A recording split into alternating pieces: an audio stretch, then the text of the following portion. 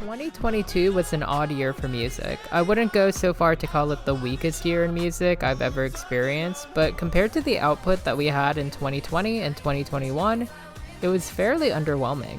If we're gonna be really honest here, the charts were really boring this year. Album drops fudge what counted as a hit, some holdovers from 2021 continued to chart for reasons untold, and I won't even get started on TikTok's continued assault on the industry.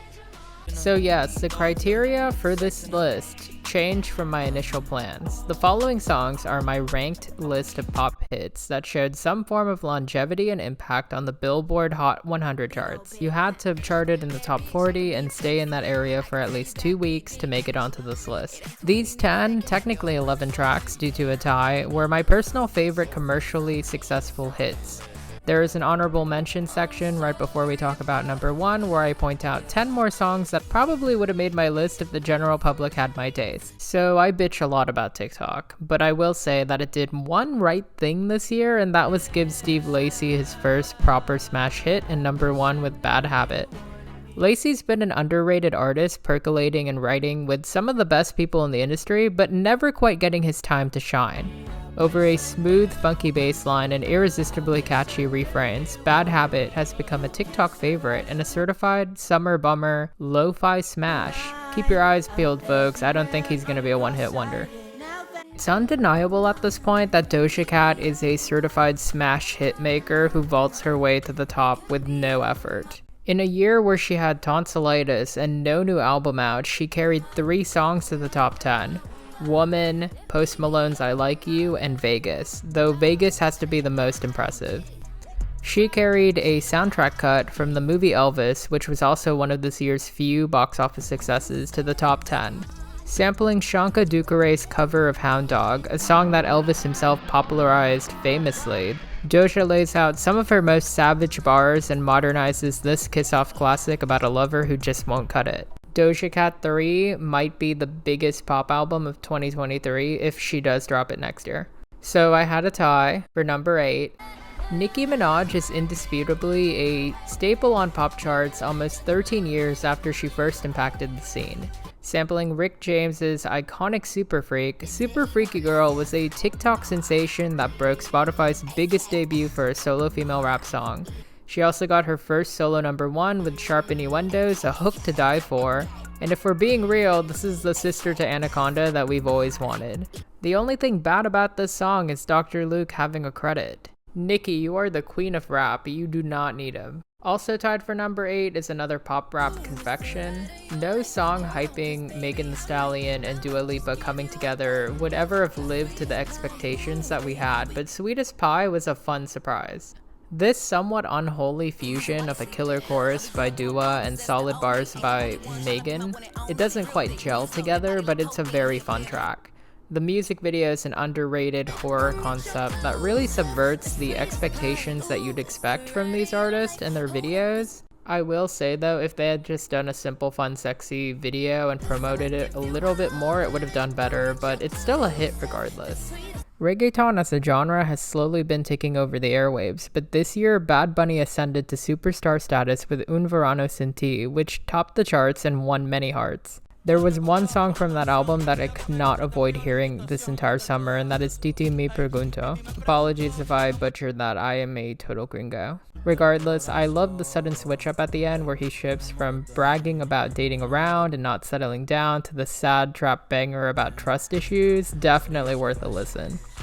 Well, he got me.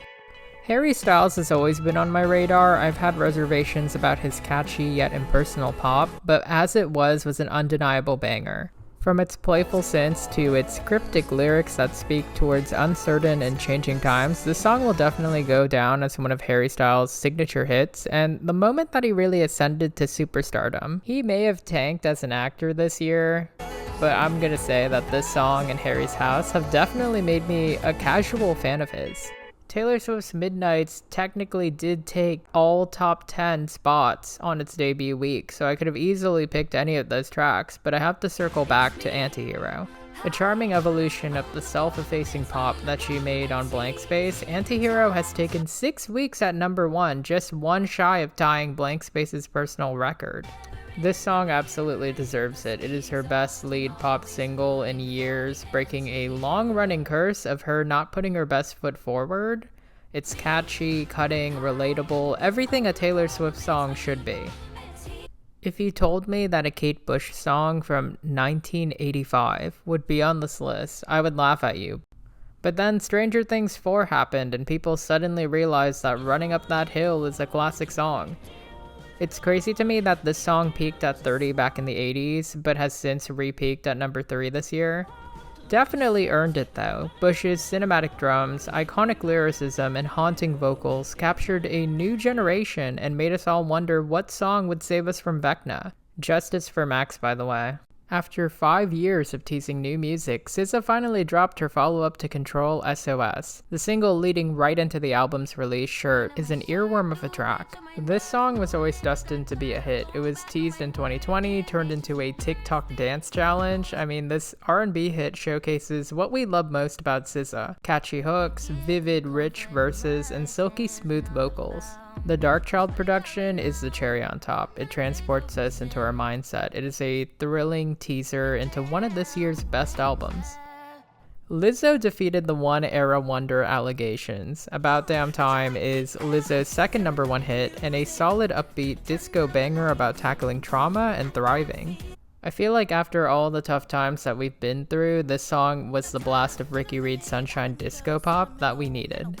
It's very hooky, the bridge itself will just get stuck in your head for days. You just want to get up and dance to it. It's undeniably a Lizzo song worthy of going up against Truth Hurts for her signature song title. Okay, before I reveal my top song, let's take a quick break to remember all the songs that I thought should have been hits but weren't, either due to not being singles, not having enough promo, or just being ahead of their time. Lana's back, baby. NFR 2.0 is coming. I was recording this video as it dropped and I came back later to add this one in. Just when I thought Carly Rae Jepsen couldn't make another top 3 greatest of all time favorite of mine, she did it with Rufus Wainwright. You know we live in a society when I Ain't Worried outcharted this beautiful ballad for the biggest movie of the summer. Gaga, I salute you. Come for the memes of Rosalia chewing bubblegum, and stay for an undeniable dance floor classic. Ice Spice is a rap princess on the rise. Brilliant sample, ice cold delivery, lyrics so smart and funny, how can I lose if I'm already chose? Her mind. Muna had a great year. They're opening for Taylor next year, their album was pretty sick, and this Queer Desire anthem deserved way more. Just like the movie it belongs to, it's gonna get snubbed. Deserved better. In a just world, this would have been Gen Z's teenage dream. Intellectual, yet insanely catchy, Ethel Cain. You may be younger than me, but your mother. At this point, Paramore makes music for our hearts, not the charts. Say what you want, but seeing a trans woman and someone who's non-binary top the charts with gay music made for straight people was pretty iconic. Well, we finally made it. Here's number 1. Break My Soul is quintessential Beyonce. Uplifting, inspiring, euphoric, the sample of Big Frida and Robin S. Again, with album bombs, you could easily have picked another track from Renaissance, but Break My Soul spoke to the zeitgeist and will walk away with 1 Grammy or at least 2. It's already inspired dejected workers to release their soul-crushing jobs. I can't name another artist with that kind of power. It's a perfect ode to house music and maybe a bellwether for a resurgence in that genre. I could not pick any other song but this one. Is it the safe choice? Is it the one that most publications are gonna go with? Yeah, but honestly, she earned it. And that's it, that's a wrap. Let me know what your top 10 favorite songs of 2022 were, hits or otherwise. I want to give a quick shout out to my members. We got 10? That's crazy. Thank you so much for the support. As always, like, subscribe, comment if you like the content. Live streams every Saturday where we do live listening sessions. The schedule may change as we enter the holidays. Thank you guys for watching.